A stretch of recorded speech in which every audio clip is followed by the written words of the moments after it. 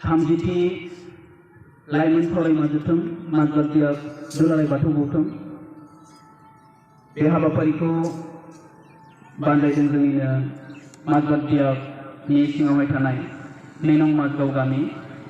बे हाबाफारिखौ धोरोमनि आसारखान्थिनि गेजेरजों बावैसो सिगां थानसालि फोसाबजेननानै इसोरखौ सोमोरै हरग्रोनो हानाय बियाबनि आरो 2 नं माजगाव गामिनि गाहाय दौरि, लेङाइ दौरि, दौसि साफ्रोमबोनिसिमबो आंनि गोसो गोरबोनिफ्राय खुलुमनाय सिबिनाय आं बावहरबाय। दिनैनि बे हाबाफारिनि जोंहा माखासे बेखेवनाय हाबाफारि, बे बेखेवनाय हाबाफारिखौ बावैसो सिगां बेखेवलांनाय जोंजों हांख्रायनानै लेंहरजानाय बेखेवगिरि आलासि नोंथांमोन बयनिसिमबो आंनि गोसो गोरबोनिफ्राय खुलुमनाय सिबिनाय धोरोमारि गोजोन हामलायनाय आं बावहरबाय। आरोबाव 2 नं माजगाव गामिनिनो धोरोम आफादनि आफादगिरि नेहाथारि लोगोसे दिनैनि बे हाबाफारिखौ बानजाय आफादनि आफादगिरि नेहाथारिजों लोगोसे साफ्रोमबो बिबानगिरि नोंथांमोन बयनिसिमबो गोसो गोरबोनिफ्राय खुलुमनाय सिबिनाय जोंनि लाइमोन आफादनि जानानै आं बावहरबाय। जोंनि नैबे आरजनि फिरफिला बिहोनायनि हाबाफारियाव जोंजों लोगोसे गसंनानै थानाय जोंनिनो माजबात बियाब दुलाराय बाथौ गौथुम माइनाव आफादनि आफादगिरि नेहाथारिजों लोगोसे फैबानो हानाय बोसोनगिरि आरो बायदि बिबानाव थानाय बिबानगिरि नोंथांमोन, उदालगुरि जिल्ला दुलाराय बाथौ गौथुम माइनाव आफादनि जोंहा लेङाइ आफादगिरि गौथुमारि नेहाथारि आब'जोंजों लोगोसे दंफैयो आरो बेजों लोगोसे जोंनिनो लाइमोन आफादनि बायदि बिबाननि बिबानगिरि नोंथांमोन। जोंहा बावैसो उनावहाय जोंहा गोथैसि बावनो थाखाय जोंनिनो लोगो आफादगिरि बिथांखौ जोङो हांख्रायनानै लाबोदों। बिथाङाबो जोंजों लोगोसे दङ आरो आलासि जिरायसालियावहाय जिरायनानै दङ। बिथांमोननि बयनिसिमबो आंनि गोसो गोरबोनि खुलुमनाय सिबिनाय बावहरबाय आरो जोबनाय दिनैनि बे हाबाफारिखौ बानजायनाय मोनफ्रोमबो बिथिङाव रेंगु दामसा आरज ओंखाम संनाय बायदि खामानियावहाय मुखुब जानानै थानाय साफ्रोमबो सिबियारि नोंथांमोननिसिम आंनि गोसो गोरबोनिफ्राय खुलुमनाय सिबिनाय उन्दैफोरनिसिम अननाय आरो बयनिसिमबो धोरोमारि गोजोन हामलायनाय आं बावहरबाय। मोनफ्रोमबो हाबाफारिया जोंहा फिरफिला बिहोनायनि नैबे गोथार हाबाफारिजों जागायो। बेयावहाय जोंहा गोदोनिफ्रायनो गोबां ओंथि हाबनानै दङ।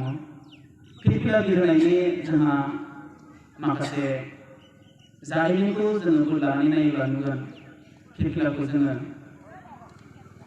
3 बिथिङावहाय जोङो बिहोयो। सेथि बिथिङानो जाहैबाय जेब्ला जोङो जोंनि फसंथानखौ एबा जोंनि गावनि नेरसोनखौ सिनायथिखौ एबा जों बर' हिसाबै जोंनि बाथौ धोरोमखौ एबा बर' हिसाबै साहित्य सभाया साहित्यनि फिरफिलाखौ एबसुनिखौ बे बिहोनायनि फिरफिला जाहैबाय बियो जोंनि धोरोमखौ सिनायथि होनाय एबा गेवलांसार होनायनि ओंथिजों बे फिरफिलाखौ बेखेवनाय जायो। दिनैबो जोङो जोंनि धोरोमनि एबा जोंनि लाइमोननि फिरफिलाखौ बिहोनायनि ओंथियानो जाहैबाय जे जोङो धोरोमखौ जोंनि बाथौ धोरोमखौ जोङो गेवलांसार जानो लुबैदों, मुलुग दरबारावहाय बयजोंबो सिनायथि जानो लुबैदों। गुबुन मोनसेया जाहैबाय दुखु फोरमायनाय समावहायबो जोङो फिरफिलाखौ बिहोयो। बै समावहाय जोङो गोबाङानो बिलाइखांनायखौ फोरमायनो थाखाय गोसोम फिरफिला नङाबा गोजा फिरफिला बेबायदि बिहोनाय जोङो नुनो मोनो। आरो मोनसे समा जाहैबाय निदाननि समाव सोरखौबा जोङो सन्मान होनानै फिरफिला बिहोनाय, बेखौ जोङो गेजेरावहाय बिहोनाय जायो। बेबायदि 3 बिथिङावहाय जोङो फिरफिला बिहोयो। दिनै जोंनि फिरफिला बिहोनायनि ओंथिया जाहैबाय जोङो बाथौ धोरोमखौ मुलुगाव गेवलांसार जानो लुबैदों। बाथौ धोरोमखौ जोङो साफ्रोमबो बर' हारिनि गोसो गोरबोआवहाय जोङो सिनायथि होनो लुबैदों। बर' हारिल' नङा, मुलुगनि साफ्रोमबो सुबुंनोनो जोङो बाथौ धोरोमखौ मिथिहोनो लुबैदों। बे ओंथियावहाय जोङो दिनैनि फिरफिलाखौ बिहोनाय जादों। आरो जोंहा दा बावैसो सिगां मेथाइयावहायनो जोंहा बुंलांदों 4 गाबनि फिरफिला गोजा, सोमखोर, गुफुर, गोमो आरो गोथां। नैथि स्टेन्जायावहाय जोंहा बुंदों फोरमायदों बारहा दै अर अखोरांनि 4 गोहो बोराइ बाथौनि। जोंनि बाथौ धोरोम होननानै बुङोब्ला जोङो बा सानथौजोंनो जेरावहायबो साग्लोबसारनाय बे बा सानथौआ जोबोर गोथौ बे बा सानथौआ जोंहा आसाराबो मोनबा आरो बेबायदिनो बोराइ बाथौनि गोहोआबो मोनबा जोंहा बे मोनबा गोहोखौ फोरमायनो थाखायनो नैबे फैफिलाखौ बिरहोदों होननानै बुंदों। बे मोनबा गोहोआ जाहैबाय जोंहा सेथियावहायनो गोजा गाब गोजा गाबा जाहैबाय जोंहा गोहोखौ फोरमायदों। बियो नांलाय खमलाय गोहोखौ फोरमायाखै, सोरनिबा बिलाइखांनाय गोहोखौ फोरमायाखै। बियो संसारावहाय मोजां खामानि मावलांनायनि गोहोखौ बुजायदों। जोङो संसाराव जोनोम जाबाय, मोजां हाबा मावलांनांगौ। बेनि उनावहाय नैथियावहाय जोंहा अख्रां गाब, जायखौ जोङो सोमखोर होननानै बुंनाय जायो, सोमखोर अख्रां गाब। बियो जोंनि उदां गोहोखौ फोरमायदों। कि जोङो जोंनि मेलेम एबा जोंनि सानस्रि बियो उदां जानांगौ, बियो गेबें जानांगौ, बियो सिमा गैयै जानांगौ। जोंनि खर', जोंनि मेलेम, जोंनि गोसो गोरबो एबा जोंनि सानस्रि, जोंनि सान्थौआ सिमा गैयै उदां जानांगोन। जोंनि गोसोआ उदां जानांगोन। जोङो गाज्रि हामियानिफ्राय उदां जानांगोन। जोङो हिंसानिफ्राय उदां जानांगोन, बेखौ फोरमायदों। जोङो गाज्रि बेसाद, गाज्रि आबहावा, गाज्रि बिथिंनिफ्राय जों उदां जानांगोन, बेखौ फोरमायदों। बेनि उनावहाय जोंहा गुफुर गाबा फोरमायदों। बियो गोथार गोहोखौ फोरमायदों। जों गोथार जानांगोन। गुफुरनि ओंथियानो जाहैबाय गोथार।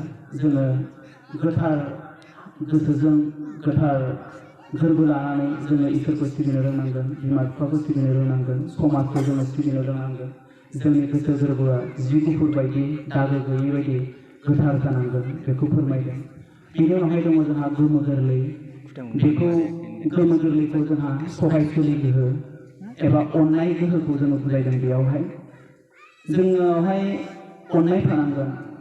अननाया जोंहा गेदेरखौ अननाय थायो, उन्दैखौ अननाय थायो, गावनि नङैखौ अननाय थायो। गावनि नङै माने दुलाराय बुहुमखौ अननाय, जिब जुनारखौ अननाय, बिफां लाइफांखौ अननाय, बै अननाय। जोंनियावहाय बैफोर गासैबो रोखोमनि अननाया जोंनियावहाय थानांगौ। आरो सोरखौ माबायदि अननांगौ बेखौ जोङो रोंनांगौ। उन्दैफोरखौ जोङो माबायदि अननांगोन, बिमाया गावनि फिसाजो फिसालाखौ माबायदि अननांगोन, बेखौ जोङो रोंनांगोन। जुदि जोङो फिसाजो फिसालाखौ मोजां रोखोमनि अननो रोङोब्ला बे मोजां लामायावहाय जों बेखौ लांनो हागोन। जों बेखौ मोजां गथ' खालामनो हागोन। जुदि जोङो फिसाजो फिसालाखौ मोजां रोखोमै अननो रोङाखै, जोबोद अनदों, अननाया गाज्रि रोखोमै अनदोंब्ला, बिनि गोसोखौ बुजियालाबानो अनदोंब्ला बे गथ'आ गाज्रि जालांगोन। बेबायदि आरो बेनिखायनो अननायनि सायावहायबो जोंहा, अननाय गोहोनि सायावहायबो जोंहा गोबां साननांगौ दङ। जोबथारनायावहाय जोंहा गोथां, बियो मिथिंगाखौ लानानै बुंनाय जादों। जोंहा बेवहाय मिथिंगाखौ जोङो जेरै नायो ओरै सोमखोर नुजोबो। बिथांमोनहा गावजों गाव खौसे आखाइ हमलायलायनानै थानाय बायदि जोङो नुयो। बिथांमोना मालाबाबो गावस्रानानै थाया। बेनिखायनो जोंबो सुबुं माहारिया, जोंबो एबा बाथौआरिफ्रा खौसे जानानै थानांगौ। बै गोहोखौ फोरमायदों, खौसे गोहो। खौसे जायोब्ला जोङो देरहासारगोन, गावस्रायोब्ला जोङो मा जागोन, फेलें जागोन। बेनिखायनो खौसे गोहोखौ बुंदों। बे थांखियानो जोंहा जोंनि बाथौनि नेरसोना बेयावहाय बेरखांदों। आरो जोंहा नैथि स्टेन्जायावहाय बुंबावदोंमोन, होमबाबो बेसांखिनि बाथ्राया बेयावहायनो ओंखारखाबाय जोंहा।